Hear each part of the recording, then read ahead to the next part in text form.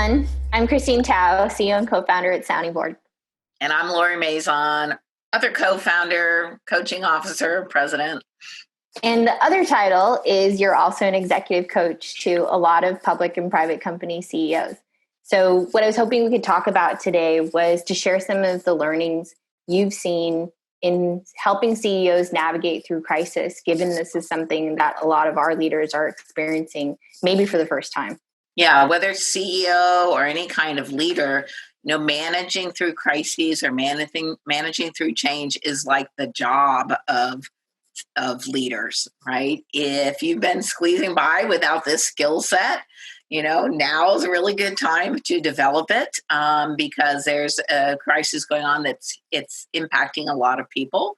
But generally, leaders have to work through crises, on a daily, weekly basis, right? Whether it's organizational, redesign, it's an acquisition, a sale, something about funding, a layoff. You're constantly having to deal with change and what feels like crisis, whether it's COVID-19 or something else.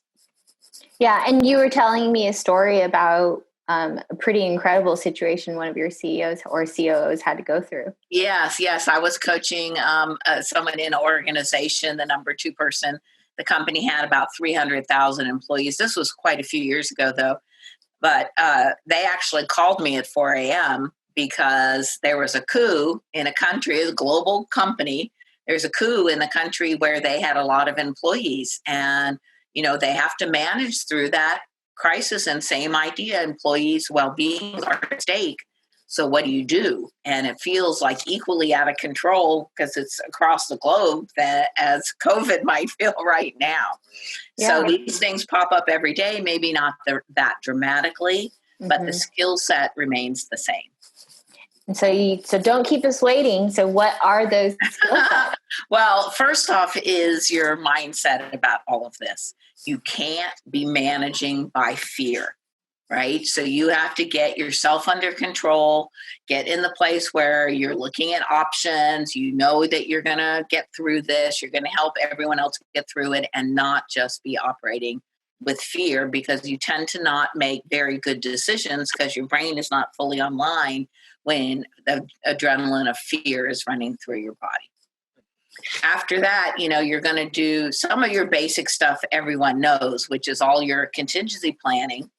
But I think really good leaders think both short-term and long-term.